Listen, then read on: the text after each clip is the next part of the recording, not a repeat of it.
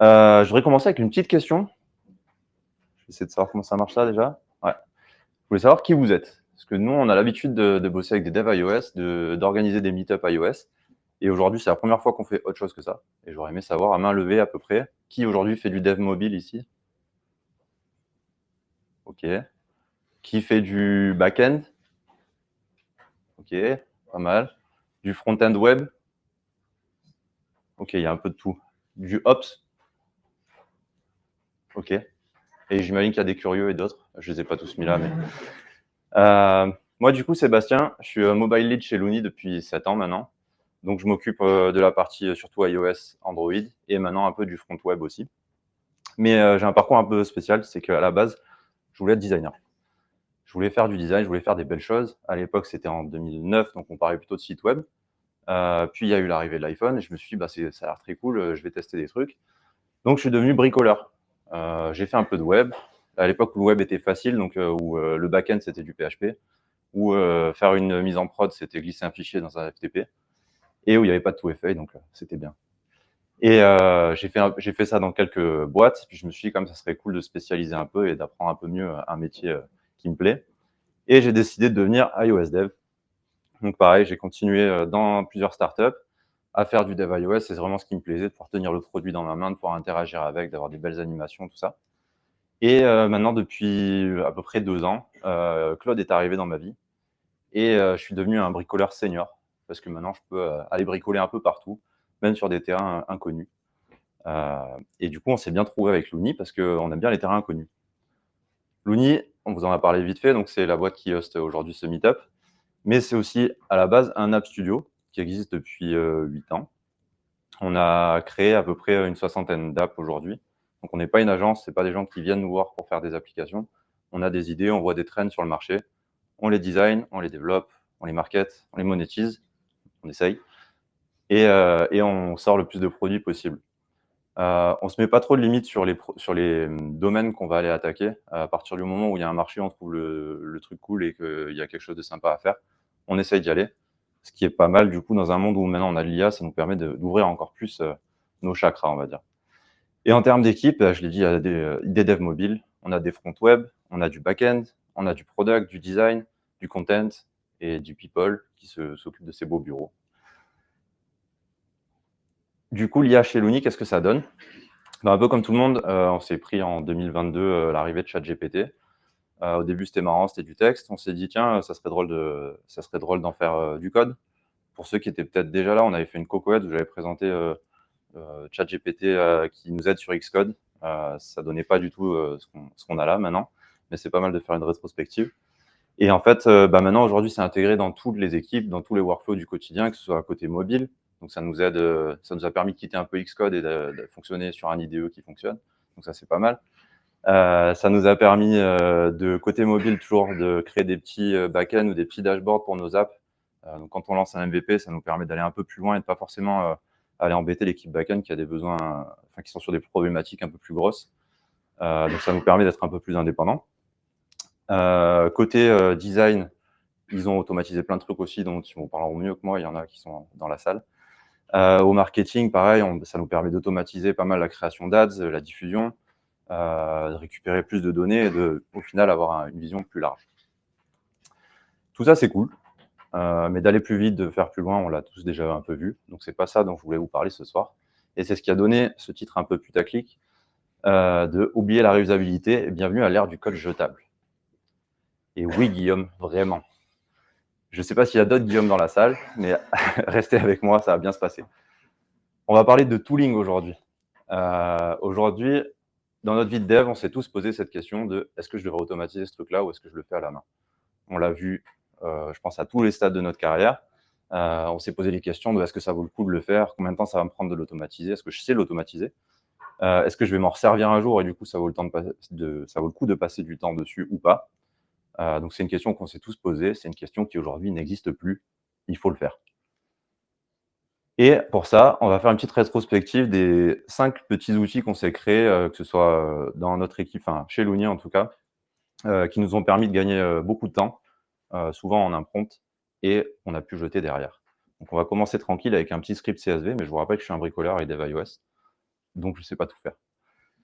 Le contexte, c'était qu'on vendait une partie de nos apps, une partie de notre portfolio. Donc on discutait avec une boîte qui voulait nous racheter, et il y a cette phase de due diligence qui dure longtemps, où ils posent plein de questions, ça dure des mois, sur la tech, sur plein de choses, et arrive le moment où ils nous demandent la stabilité de nos apps. On utilise aujourd'hui un service qui s'appelle Bugsnag pour la stabilité de nos apps, et ils n'ont pas de fonction d'export de CSV. On discutait quasiment exclusivement avec des financiers, donc il fallait que ce soit un CSV absolument. Et donc, il y avait l'API Bugsnag, j'avais pas envie de mettre les mains dedans. Je ne sais pas comment créer un script qui exporte un CSV aujourd'hui, mais j'ai pu le créer, j'ai pu le faire en un prompt, aucun commit, ça m'a sauvé, j'ai estimé 3 heures, j'ai rendu mon CFO heureux, et ça c'est cool. Et j'ai pu jeter le code. Et ça, c'est encore mieux. Un deuxième exemple qui n'est pas de moi, qui est de Mathieu, qui est par là. Je ne sais pas où il est par là. Le contexte, là, cette fois, c'était qu'on s'est lancé dans les web funnels. Donc, traditionnellement, quand on fait des applications mobiles, qu'on fait de l'acquisition, on redirige les gens d'une pub vers une app directement, vers l'App Store. Mais en fait, il y a pas mal de phases de churn une fois qu'ils arrivent sur l'App Store. Là, le but du jeu, c'est de les ramener en fait sur une expérience web qui ressemble à l'application, de leur montrer un paywall pour qu'ils passent à l'option premium, puis de leur faire télécharger l'app après. Ça a plein d'avantages. Ça permet d'éviter les commissions d'Apple qui sont un peu grosses quand ils passent par là. Et ça permet aussi d'avoir des tests plus vifs, parce qu'on peut ramener plus de monde pour moins cher. Donc, c'était un peu dans ce contexte-là. Et pour rattacher après l'utilisateur qui était premium à notre app, on passait par des deep links pour éviter en fait de créer de l'authentification et d'avoir un flow où on pouvait un peu avoir de la déperdition. Et donc, Mathieu, qui bossait là-dessus, avait besoin d'y voir clair parce que les deep links étaient sacrément longs avec plein de paramètres. Et donc, ça a donné une extension Chrome qu'il utilise encore aujourd'hui, qui lui permet de voir en temps réel les différents paramètres qu'il y a, les différentes values, et surtout de les rajouter, enfin d'en ajouter d'autres, d'en enlever. Et c'est un truc, comme je disais, qu'il utilise encore aujourd'hui. Ça lui a pris un prompt, il n'a pas commit le code puisque ça ne servait à rien. Il a son extension dans son navigateur et ça lui a sauvé pas mal de temps de taf. On monte un peu en continu. Je sais pas s'il a la vérité, je ne sais pas s'il a supprimé le code. Je pense que oui, moi je l'aurais fait. Ensuite, on a lancé il n'y a pas si longtemps que ça, il y a quelques mois, je dirais, un nouveau produit. Je ne sais pas si vous connaissez Iris Gallery, les trucs où ils prennent votre iris en photo et qui vous le vendent sur des gros canvas énormes. On s'est dit, on a tous des bons téléphones maintenant, on a tous des modèles d'IA qui permettent d'upscale des photos.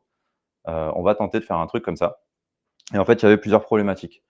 C'est qu'il faut réussir à prendre une bonne photo avec un bon lighting, réussir à détecter où se positionne l'iris, cropper cet iris et après l'envoyer dans des modèles qui vont améliorer un peu la qualité de l'image. Il y a plein de modèles qui existent, qui sont open source, mais en fait, ils sont sur des plateformes qui ne sont pas forcément faciles à tester. Il faut forcément les ramener en local, faire un setup local pour que ça puisse fonctionner. Et l'idée, c'était de comprendre un peu qu'est-ce qu'on attendait comme photo de nos utilisateurs pour avoir un résultat qui soit qualitatif. Et donc, pour ça, je me suis dit que j'allais me faire un petit outil en local qui me permettait en fait d'envoyer un dataset, donc des images d'œil un peu random, et de rajouter des modèles au fur et à mesure que je les trouvais qui me paraissaient bien et de pouvoir les tester facilement et les faire ressortir dans l'API que j'espérais ensuite pour le back-end. Donc ça a donné ce petit outil où je peux processer plein d'images d'un coup et après avec un petit système de notation, en fait, j'ai pu comparer plusieurs modèles. Voir que celui-là fonctionnait bien quand on avait vraiment tout le dessin de l'œil autour. Dès qu'il y avait un deuxième œil, ça marchait moins bien. J'ai pu me rendre compte que le MediaPipe Iris, lui, il fonctionnait pas du tout. Il lui fallait absolument les deux yeux. Et donc, j'ai pu en tester plein comme ça. Et aujourd'hui, ça m'a pris 10 prompts, 0 commit, parce que c'est que sur ma machine. Ça m'a sauvé des heures et des heures parce que je ne sais pas comment fonctionne un modèle. Je ne sais pas comment en extraire une API. Je ne sais pas où l'hoster. Je ne sais pas comment ça marche, grosso modo. Mais le modèle est en prod maintenant, ça fonctionne et c'est ce qui power l'app qui est aujourd'hui en prod depuis environ 2 mois. Et donc, le code est jeté. On passe à un quatrième exemple, encore un exemple de Mathieu, toujours sur les paiements web. Il a passé quelques temps et il s'est pas mal outillé du coup. L'idée, c'est que sur les paiements web, nous, on n'y connaissait rien. Pour nous, un paiement, c'était un achat in-app via l'App Store c'est eux qui géraient tout, et nous, on disait l'utilisateur est premium ou il l'est pas. Sur le web, c'est un peu différent. Il y a plusieurs PSP, plusieurs providers de paiement. Donc, il y a Stripe, Paddle, il y en a plein d'autres. Et l'idée, c'était de pouvoir les tester, les A/B tester, voir quelle était la meilleure solution pour nous. Et du coup, Mathieu a passé un sacré paquet de temps à simuler des achats, à maintenir des souscriptions, puisque c'est toujours des souscriptions. Donc, maintenir un état de est-ce que l'utilisateur a renouvelé son abonnement, est-ce qu'il a cancel, est-ce qu'il a eu un problème de paiement et du coup, il fallait qu'on soit au courant. Et donc, pour ça, il s'est créé le Paylab, qui lui a permis en fait de créer des souscriptions. Pourquoi ça part pas? Ça part. De créer des souscriptions à la volée sur plusieurs PSP, sur plusieurs environnements, et de façon beaucoup plus simple et visuelle, parce qu'en fait, on a besoin de faire transiter pas mal d'informations dans les métadatas, que ce soit dans les webhooks ou à la création du paiement. Je vous ai parlé tout à l'heure de relinker le back-end avec le front via un deep link. Bah, voilà, c'était un peu ça. Et donc, il a pu se faire cette petite console qui, pareil, il utilise encore aujourd'hui, et qu'il estimait, tu me dis si je me trompe, mais qu'il estimait lui faire gagner environ 1 à 2 minutes par création de souscription. Donc, sachant qu'il en a créé plus d'une centaine, voire plusieurs centaines, c'était un bon calcul de faire ça. Du coup, ça lui a pris 20 minutes de dev. Un commit parce qu'il a fallu quand même deploy parce qu'il fallait faire valider une URL qui existait en dehors du local. Et comme je vous disais, ça lui fait sauvegarder 1 minute et demie à chaque requête. Et le code a été supprimé. Et enfin, le dernier exemple, c'est le Stradash. Donc, comme je vous le disais, on a une soixantaine d'apps. Donc, vous imaginez bien qu'on ne s'amuse pas à tout recréer à chaque fois. Toutes les logiques de est-ce que l'utilisateur est premium, de tracking, d'achat in-app, et j'en passe. On les a toutes packagées et on a créé des petits modules. Pour ceux qui viennent du front, une sorte de NPM. Et en fait, donc 30 packages sur 60 apps, ça fait un sacré parc. C'est très difficile de monitorer.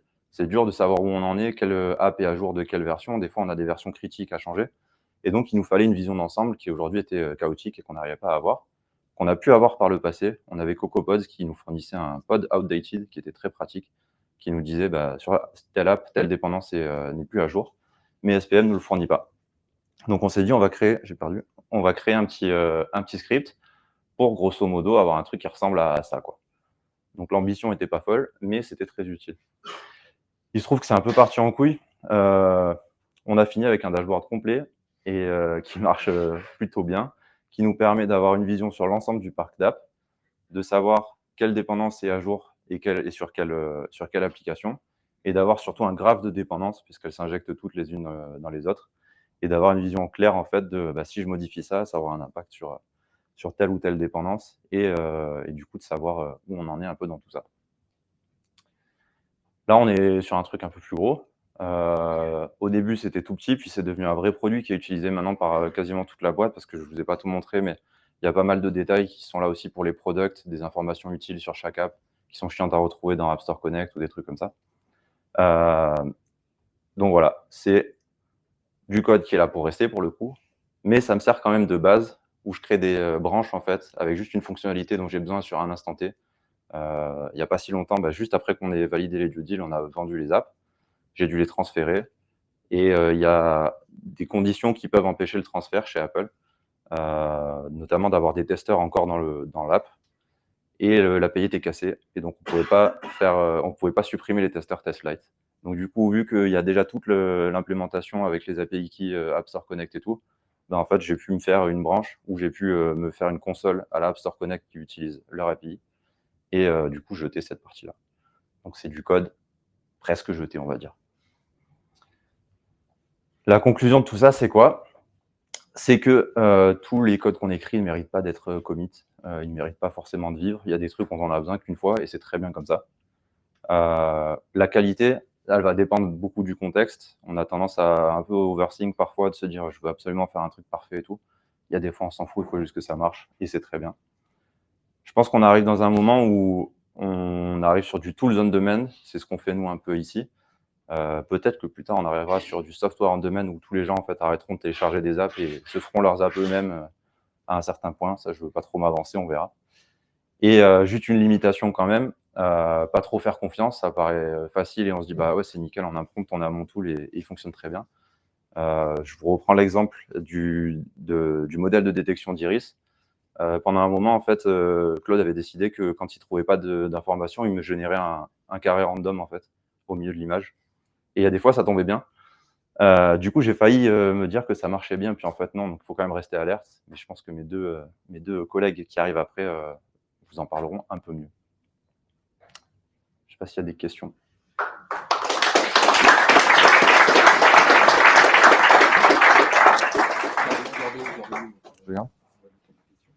Merci Bastien.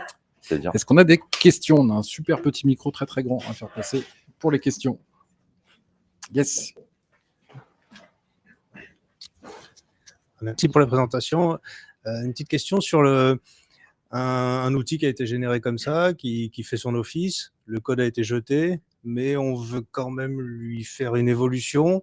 Est-ce qu'on repart du besoin fonctionnel et on recrée un code from scratch pour atteindre ce nouveau besoin?